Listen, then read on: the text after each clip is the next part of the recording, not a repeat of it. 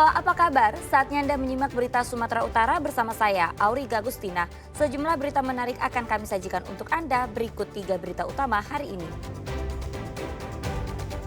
Bermaksud menyalip bus, seorang pria pengendara sepeda motor di Medan terjatuh dan tewas terlindas bus.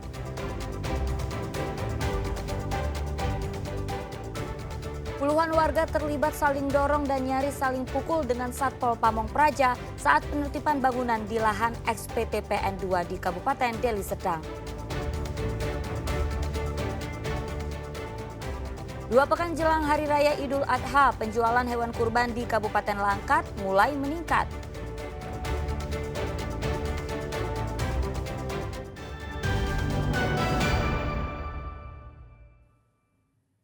Informasi pertama untuk Anda, seorang pria di Medan tewas terlindas bus listrik milik pemerintah Kota Medan. Peristiwa ini terjadi di Jalan Yos Sudarso, Kelurahan Pekanlabuhan, Kecamatan Medan Labuhan, Kota Medan.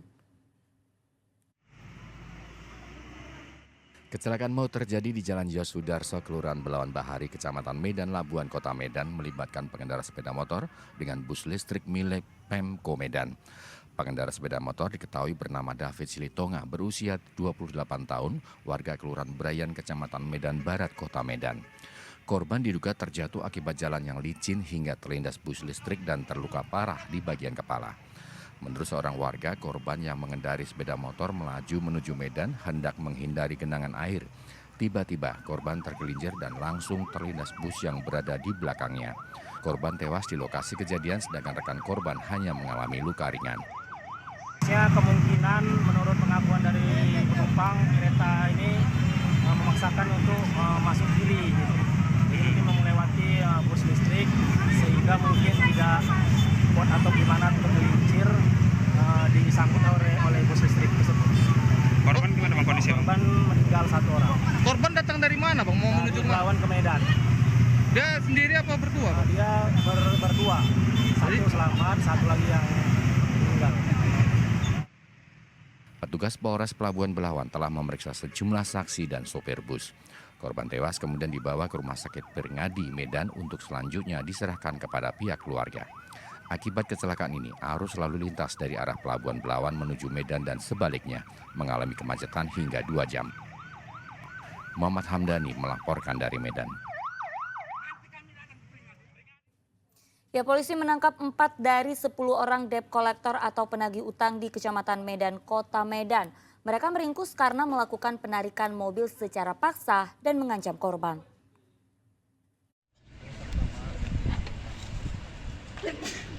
Empat dari 10 orang penagih utang atau debt collector yang sudah ditetapkan sebagai tersangka dikirim petugas Polrestabes Medan.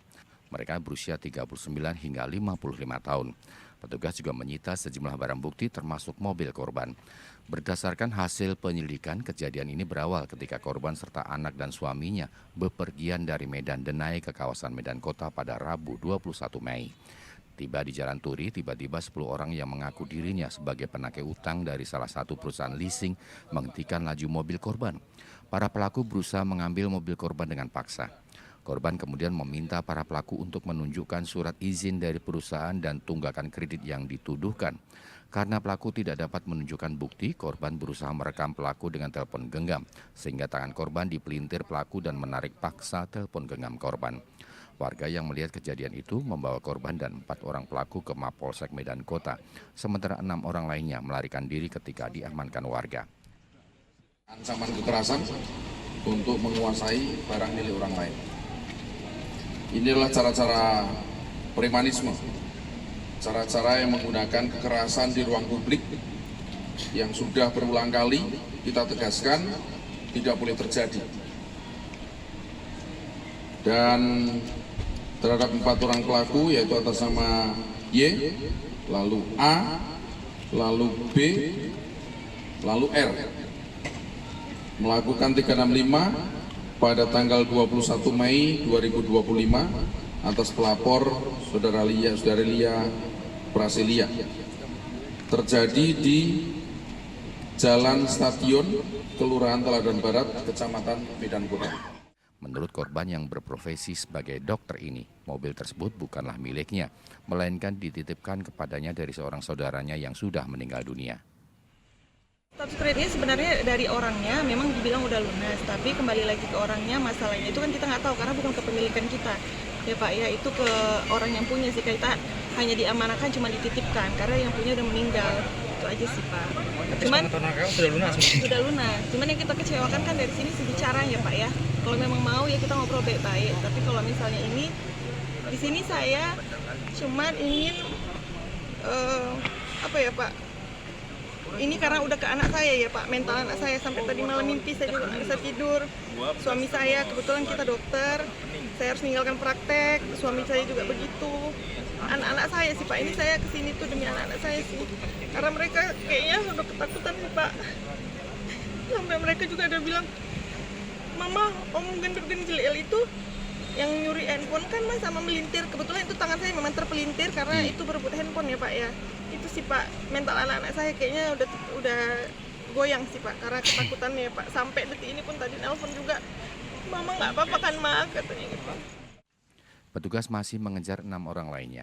Keempat tersangka dikenakan pasal 365 KUHP dan terancam hukuman maksimal 9 tahun penjara. Muhammad Hamdani melaporkan dari Medan. Ya, aparat Polres Binjai menangkap seorang spesialis pencurian tabung gas LPG ukuran 3 kg yang sering beraksi di kota Binjai. Dari tangan pelaku, polisi menyita barang bukti 60 tabung gas ukuran 3 kg yang hendak dijual. Berdasarkan laporan dari warga berinisial A yang kemudian menunjukkan video viral aksi pencurian tabung gas ukuran 3 kg di Jalan Sisingamangaraja, Kelurahan Nangka, Kecamatan Binjai Utara, Kota Binjai pada 13 Mei 2025. Petugas Reskrim Polres Binjai menangkap kakak berusia 39 tahun. Ia adalah satu dari 4 pelaku pencurian tabung gas sebanyak 60 tabung. Dari rekaman video yang viral, tersangka terlihat membongkar jeruji besi dengan menggunakan linggis. Ia kemudian mencuri tabung gas dan memasukkannya ke dalam mobil yang dikemudikan oleh pelaku lainnya. Tersangka kakak ditangkap petugas pada 15 Mei 2025 di kawasan Megang Bilal, Kelurahan Sukaramai, Kecamatan Medan, area Kota Medan. Perkara 363 ayat 2 yaitu pencurian dengan pemberatan dengan TKP-nya di SM Raja nomor 69 Binjai Utara. Untuk tersangka yang berhasil kita amankan dari 4 tersangka ada 1 yaitu dengan inisial KK dan 3 tersangka lainnya sudah kita terbitkan DPO, masih kita lakukan pengejaran. Untuk kronologis kejadian pada saat tanggal 13 Mei pukul 00.30 4 tersangka ini menggunakan kendaraan roda 4.